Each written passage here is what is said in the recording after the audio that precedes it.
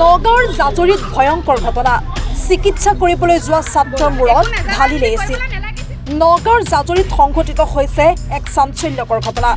চিকিৎসালয়ত চিকিৎসা কৰিবলৈ যোৱা ছাত্ৰক স্বাস্থ্যকৰ্মীয়ে ঢালিলে এচিড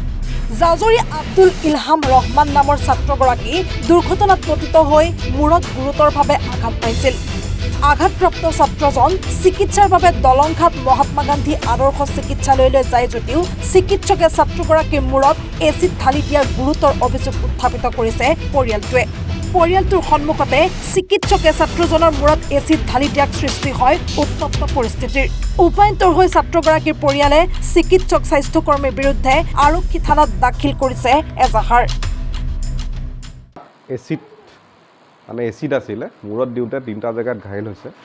অলৰেডি আপোনালোকে দেখিছে চাগে আৰু তেনেকুৱা এটা পৰিস্থিতি হোৱাত অলপ উত্তপ্ত এটা পৰিস্থিতি হয় কাৰণ বাপে মাহঁতে চিৰিয়াছ হৈ অলপ হুলস্থুলটো কৰিছিলে যে কি হৈছে কি নাই হোৱা তেনেকুৱা অৱস্থাত নাৰ্ছকেইজনীৰ পৰা ধৰি ডক্টৰলৈকে তেখেতৰ কোনো ভাল এটা ৰেছপন্স নাই ডক্টৰে এইটোৱে ক'ব বিচাৰিছে যে আপোনালোকে হুলস্থুল নকৰিব আমি পুলিচ মাতিম কিন্তু ডক্টৰজনী এইটো কৰিব লাগিছিলে যে কিবা এটা হৈ গৈছে যে আমি ঠিক কৰিব পাৰোঁ প্ৰব্লেমটো ছল্ভ কৰিব পাৰিম যে আমি ঠিক কৰিম সেইটো নক'লে কিন্তু আৰু উল্টাই ধমকি দিয়ে আৰু যিটো মেডিচিনৰ বটলটো তেখেতে লুকুৱাবলৈ চেষ্টা কৰে লুকুৱাবলৈ যোৱাত টানি অনা লৈ গৈছে মেডিচিনৰ বটলটো আছে লগত আৰু তাৰপিছত আমি নগাঁও লৈ যাওঁতে তেখেতক নগাঁৱত ট্ৰিটমেণ্ট কৰোৱা হয় আৰু যেতিয়া গম পোৱা গৈছে সেইটো এচিড হয় আৰু এইটোৱে ক'ব বিচাৰোঁ মই যে আমাৰ যিখিনি মানুহ বৰ্তমান ধৰক আমাৰ যিটো হস্পিটেলখনৰ যিটো এলেকা ইয়াত বিভিন্ন মানুহ আছে হয়তো কিছুমান মানুহ এনেকুৱা মানুহ আছে যিখিনি মানুহ হয়তো নগাঁও হস্পিটেলে চিনি নাপায় গতিকে তেনেকুৱা